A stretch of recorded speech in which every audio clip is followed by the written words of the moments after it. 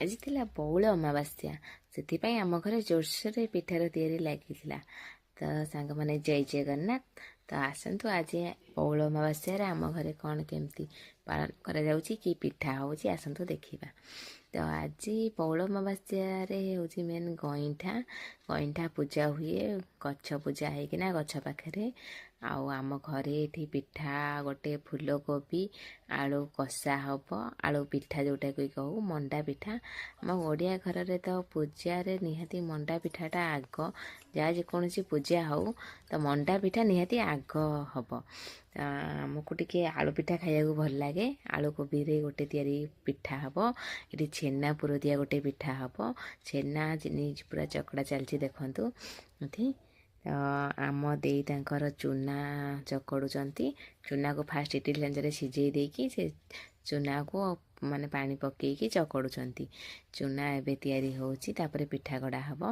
ମୁଁ ଏଠି ଛେନା ଦେଇକି ଚିନି ଦେଇକି ତାକୁ ଗୋଟେ ପୁର ବନେଇ ଦେଇଛି, ଛେନା ପୁର ଯେଉଁଟା କୁହାଯାଏ ମଣ୍ଡା ପିଠାରେ।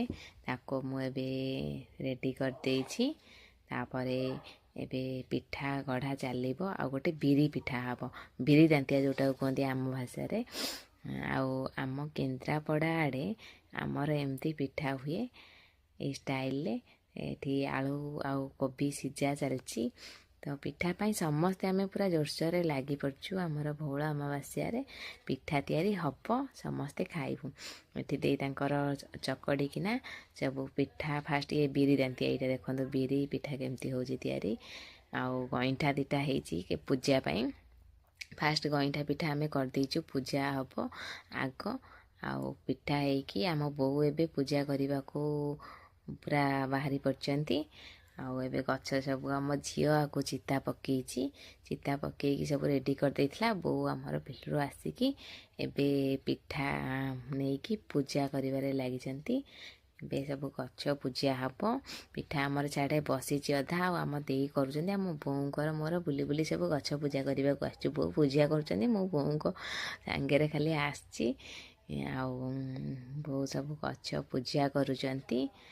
ଯାହା ହଉ ଆମ ଓଡ଼ିଆ ଘରରେ ଗୋଟେ ହେଉଛି ଭଲ ଲାଗେ ସବୁଥିରେ, ମାନେ ଯାହା ହେଲା ଟିକେ ମଣ୍ଡା ପିଠାଟା ସବୁଠାରୁ ଭଲ ଲାଗେ। ବୋଉ କହୁଛନ୍ତି ଆମ୍ବ ଗଛକୁ ପକେଇକିନା ପିଠା ଗଇଁଠା, କହୁଛନ୍ତି ବହୁତ ଆମ୍ବ ହବୁ ଏ ବର୍ଷ। ଆଉ ବୁଲି ବୁଲିକି ଆମର ପୂଜା ଚାଲିଛି ବୋଉଙ୍କର ମୋର। ଆଉ କହୁଛନ୍ତି ବୋଉ ଆମ ଏପଟେ ଯେଉଁ ଗଛଟା କି ଆମେ ଅଲଗା ପଟରେ ରହୁଛୁ, ଆର ପଟରେ ଗଛ।